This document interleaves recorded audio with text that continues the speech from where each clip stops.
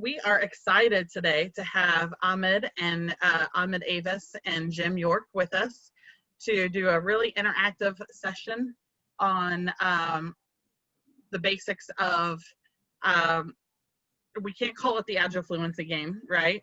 So you guys tell me what you're calling it. It's a game similar to Agile Fluency, right? Well, it's a game based off of the Agile Fluency game. It's There we a go. mini Based workshop off of. from the world of Agile Fluency game. So I am super excited to see the game. Most of you know that we are super excited about this topic. And I told Ahmed and Jim when we met last week that I was going to do something fun with them since they are both, since they're both here together. Rather than me reading their bios off of a slide, which we already posted online for all of you to read, I'm going to let them introduce each other. So Ahmed, I'm going to let you introduce Jim first. How's that? Sounds good. So Jim needs no introduction. But I will still do it just to So Jim is an executive and team coach based in Virginia. And I'm reading a little bit from my notes. So he's been doing this for more than 25 years, leading teams and individuals and executives. And he continues to do that. He's one of those rare people who, even with the CST, continues to coach people. So it's not just training, but he's the full suite. He's a keynote speaker. He's very active and one of the early adopters. I know him from his as a collaborator in the Agile Fluency suite of things, as a diagnostic facilitator as well as a game facilitator. And I'm honored that I'm co-facilitating this with him. Passing it on to Jim. Well, thank you, Ahmed. So thanks for that introduction. So Ahmed is the coach extraordinaire, I guess is the way that I would describe it. And he's the kind of person that when you meet him, you think you've known him for a long time. You know, it's like, I'm trying to think back when I first met Ahmed. And I can't really put my finger on it, but I know that we met through the Agile Fluency project. And I've had the honor to work with Ahmed in co-hosting the Agile Fluency Gathering this past year. And also network through a community of consultants that we both belong to.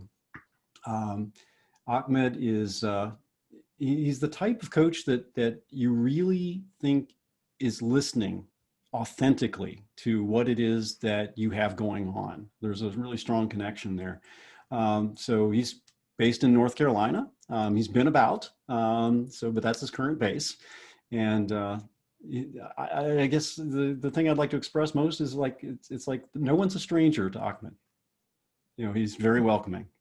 So that's my introduction to Ahmed. Thanks for that, guys. I think it's a lot more fun to have you introduce each other than to have me read your bios off of a slide.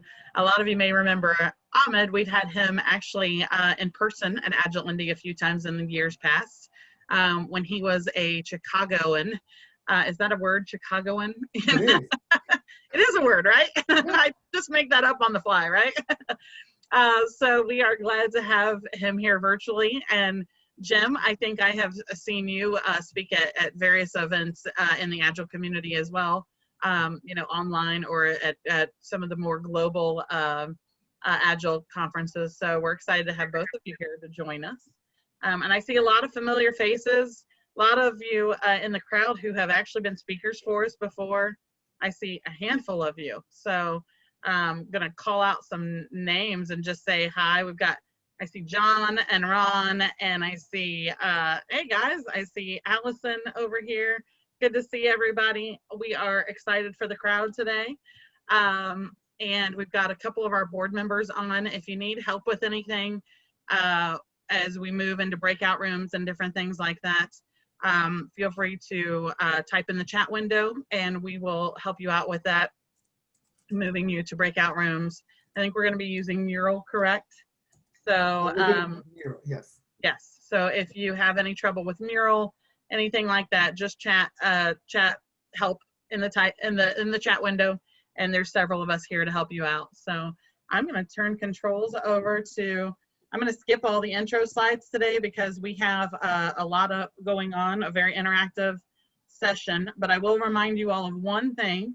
We do have a board election going on right now. So if you are a member and you have received the email that says, hey, vote on some board candidates, make sure you do that. The voting window closes September 21st. So get your votes in for our next board candidates before September 21st. And that's about all the announcements I think we have. Am I right, Megan and Scott? I can't think of anything else, right? All righty. I'm going to turn it over to Ahmed and Jim then. Great. Thanks. Well, awesome. Thank you. So is anybody going to have difficulty? Because I know some people are logged on with their phone. So we will need you to log on to the whiteboard, Miro, not mural. It's one of those jokes, right? So when I did my master, when I did my business degree from Keller, Graduate School of Management, they said, well, you're forever cursed. Because people are going to ask you, where did you do your business degree? And you're going to say Keller. And they're going to say Kellogg? And I say, no, Keller. Wait, Kellogg? so it's the B grade, B side of the slide. So it's Miro, M-I-R-O, and I will drop the link shortly. But before I drop it, I do want to set some guardrails, especially for those who have not used the tool before. And then Jim and I will be your guides. It's essentially you playing, getting to experience it, taking lessons, getting some hands-on practice with this activity. So both of us are going to be on hand assisting you.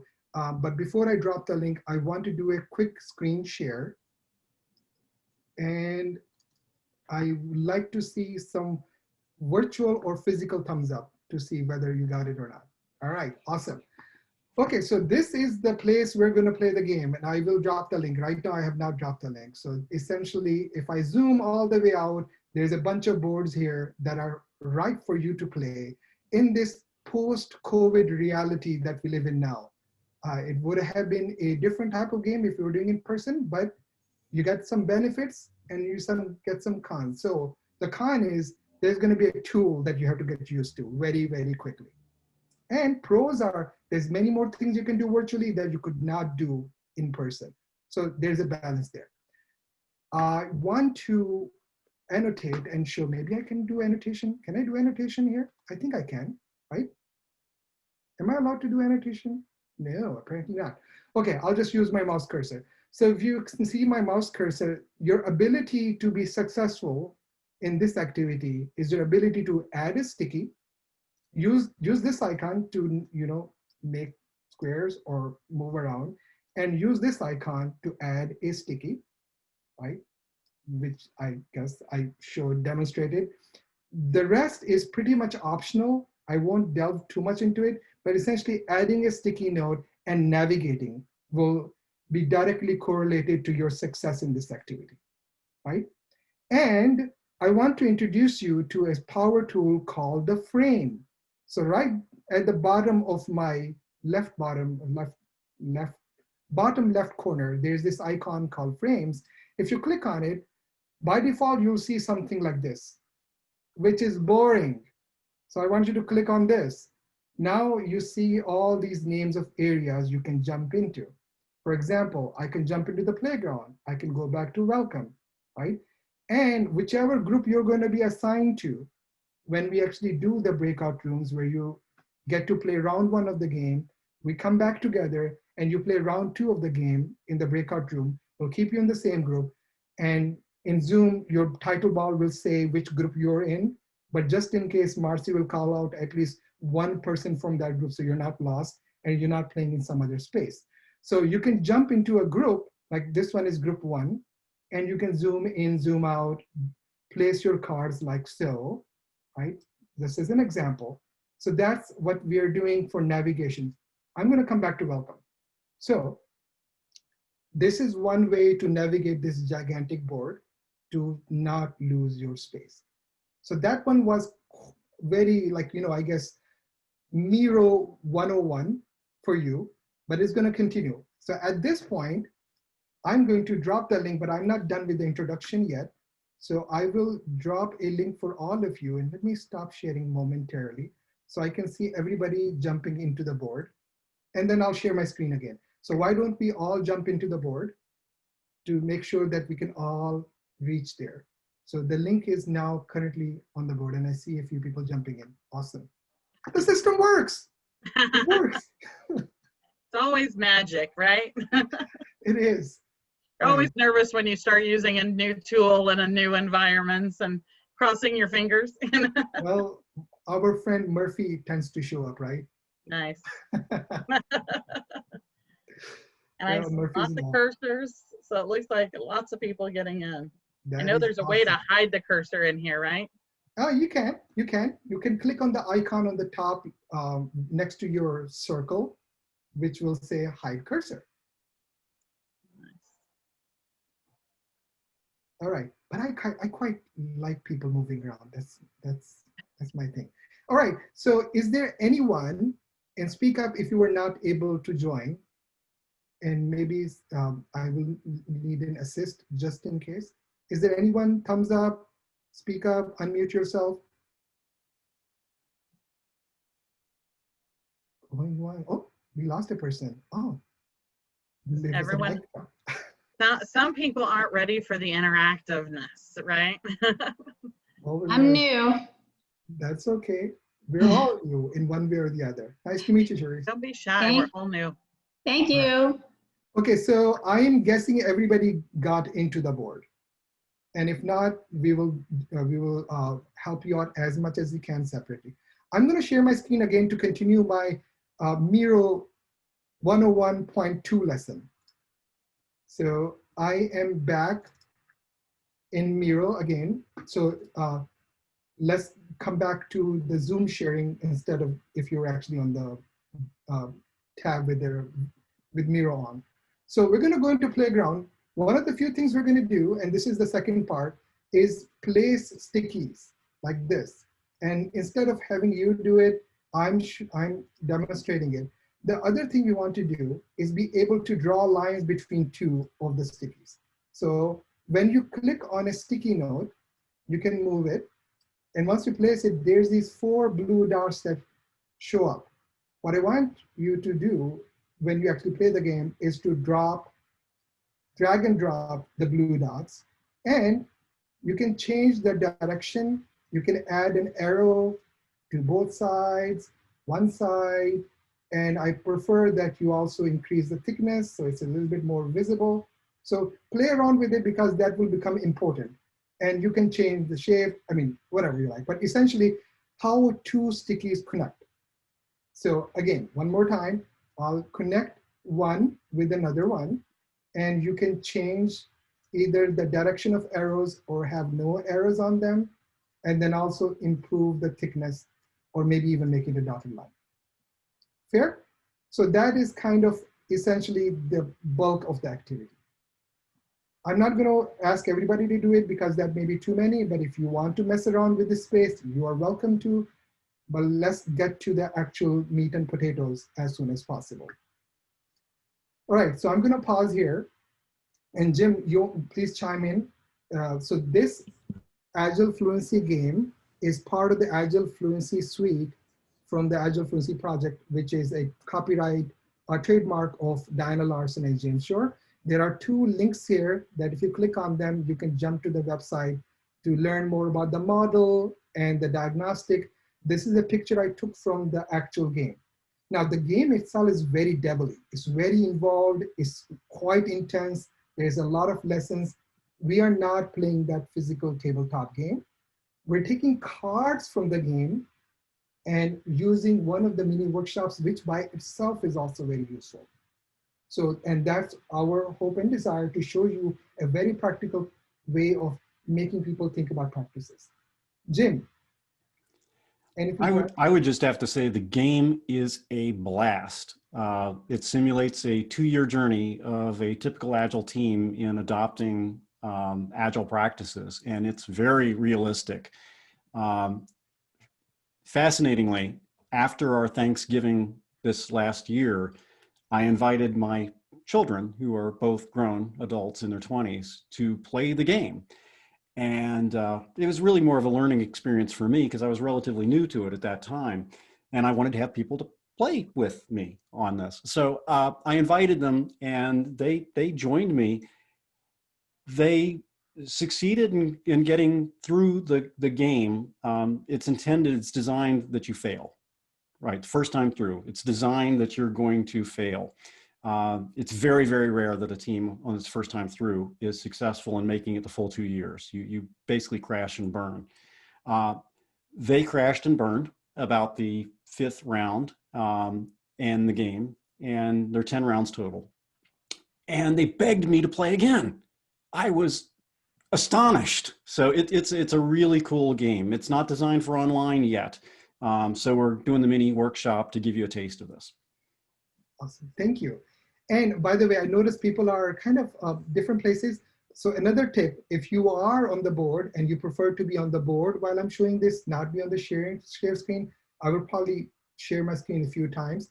You can click on my circle, which says AA, the board owner. If you click on my circle, you'll be following me, which helps people, come back to a place. So that's just another way of navigating. Okay, so I think that's enough introduction. Maybe the water is warm, you should jump in, see how we can wade or swim, just feel it out. So the challenge today for you to play this game is to create a practice map for a team that is trying to be a product leader in a market. This is a customer journey for a particular team, and it works best when you can imagine a real team. We're gonna send out about 4 to 5 people per breakout room. Marcy, I don't know if you need some time to set up the rooms. Already set up. All right, awesome. So I'll tell you what the round 1 challenge is. And actually, let me describe the board first. So this is a board, and you see this, the white area is the board play area. You'll see a title say first and last, a little bit like Candyland. And the boxes don't mean anything. You can put more than 1 card in a box, but if you feel like however you want to make it nice and navigatable for your team. So you will lay out cards from first to last as what practices that team should master. The cards that you will be playing with are over here. Notice there's empty cards. We want you to lay out all the labeled cards first, and then if any practice that is very desirable for you does not get mentioned, you create new stickies. You can always duplicate them by right-clicking, copying and pasting, or Control-D to duplicate. Either way, you can create more cards, but finish up the ones that are labeled before you add practices. And if you so desire, there is a cheat sheet next to those cards, which is not the cards you're going to be putting on the board, that describes what the practice is, what's the benefit, and what's the cost of having mastered that practice, right? So that is essentially the board. So you'll be placing cards, which one goes first, which one goes last. And at this point, I'm going to come back and actually tell you those exact steps. So you're going to take turns within your group and either draw a new card or pick a card that's already in play. For the very first person, you only have 1 move, which is draw a new card. But for every other one, and subsequently that first person as well, as their round comes, you can pick a card or move somebody else's card. But there's only 1 move you can do. You take turns. And you can only, I prefer that you don't do any speaking in round 1 until all cards are laid out. But if you want to talk, the one whose turn it is the one who can speak. It's not a team discussion. Just say why you think this card belongs there. Read the title, place the card, and just manage yourself. If a card keeps on moving 3 times, maybe it's time to move on and talk about something else and discuss why there is so much movement. But typically I don't see that happening. And when you run out of cards, you add a practice that you're particularly fond of in the deck and write a sticky and place it where you want. Any questions about this round? So Ahmed, I think it might be helpful again to go back to the challenge and just remind people, like we went through that pretty quickly. So would you like me to Yes, speak please. to that? Okay. Yeah. So there's in the Agile Fluency game, it's designed for a particular type of journey, and the Agile Fluency model is custom for just different Agile approaches and different zones that are relevant to what you're trying to accomplish in your organization. So for the context of this game, we're making an assumption that the team is trying to be a product leader in the marketplace. So they're looking to be, top of the market. So that characteristic is important to keep in mind. That is their ultimate goal. Yeah. And so I'm going to stop sharing at this point. And Marcy, I think we are going to give everybody maybe 15 minutes. Is that good enough? And then we'll check on you. So we may be roaming around in different rooms just to check in on you, but it's basically you playing with your team members. And if there's a need to give you more time, we will give you more time. But right now we're going to set the clock at 15 minutes for you to finish up round one. It's complete when all the cards are laid out in that path. I see there's a question from Ron. Sure.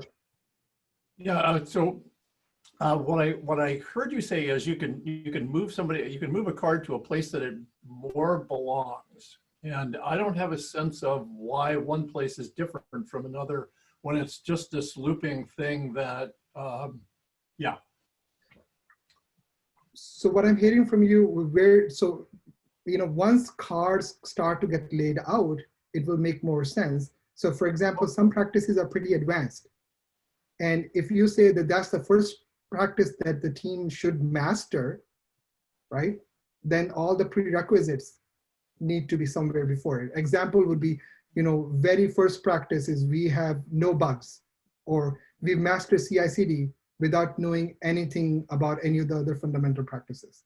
So what you're saying is we're going to lay them out we're basically creating a plan for our team to go from the beginning to the end. Okay, got it. Yes, and it's a journey of adoption. Yes, yeah. Correct. That is correct. We're So creating the journey. Yes, yeah, okay. create a journey for that team. Awesome. All right. So Marcy, Right. Do you want a 1 minute? Do you want a 1 minute countdown or a 2 minute countdown? Let's do a 1 minute countdown. So All Ahmed, right. before we jump in, where do people go for help if they get hopelessly lost? Do we see messages from people in the breakout rooms? Yes, if you you should be able to do a broadcast out when you're in the chats. If you can't do a broadcast out in the chat, just leave your room, and Ahmed, Jim, and I are going to stay in the main room. Yeah. And you can come out, ask a question. We can pop in your room with you if you need help, and that's how we'll handle that. Sound good? All righty, I'm going to put everybody in breakout rooms, and you should see the box here in just a second. And Jim and Ahmed, if you guys just don't click the link to go to a room.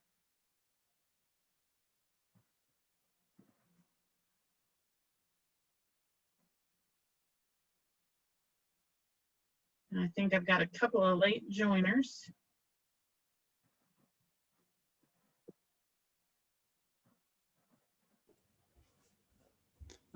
Ahmed, you're muted. It's doing that to us by default when we pop back into the room. So it looks like I went to breakout room number 2, which was fine. Yeah, that's what I said. I don't have the option of not putting you in a breakout room, so you guys just don't click the box when it comes up, and you'll stay in the main room. No, we go there automatically. Right. Oh, interesting. Yeah, we're dumped into the room. We have to actually leave. I will unclick that box then. Seems a little rude. Jump in and jump back out, right? Yeah, poor Ruth. We were talking to Ruth. And I've got one more person who just joined, so I tossed them in a breakout room, and hopefully their teammates can teach them how to play the game. So yeah, that's the way it's supposed to work. So right. So should we pop into rooms? How many rooms did you create? I have 5 rooms with about 5 people in each one, 4 or 5 people in each one. yeah, I don't see any activity in group 5. I see 1, 2. Do you want me to move you to group 5 and you can take a look and see how they're doing? Yeah, I can go there and see what. Okay. Can I go there myself? You guys have co-host capabilities. You might be able to. Yeah, I'm looking for the, I'm No, not seeing, I can no, I can only go to group 2. You yeah, can only go to group 2. yeah, I'm assigned to So you may have breakout to room manually move 3. us. Okay, I'm gonna put Jim in group 5, Okay. and you can see how they're doing in Yeah, I there. see there's one person in there right now. Gotcha. You At least. see on your Miro board, Ahmed, anyone else who's So struggling? so I see movement in 1, 2, 3. I don't see much movement in 4. Do you want me to move you to 4? Yeah, why not? All Jim, right. did you already go to 5? No, I haven't gone there yet. Let me see. You I'm should not, have the pop-up, I imagine. there we go. I can go there. Bye. See All ya. right. Send me over to 4, and All I'll right. come back after I get them settled. I have to find you in the list. There you are. All righty, 4 you go. Okay. And you'll have to click join probably. I don't have that. It may be behind your screen sometimes. Yes. I think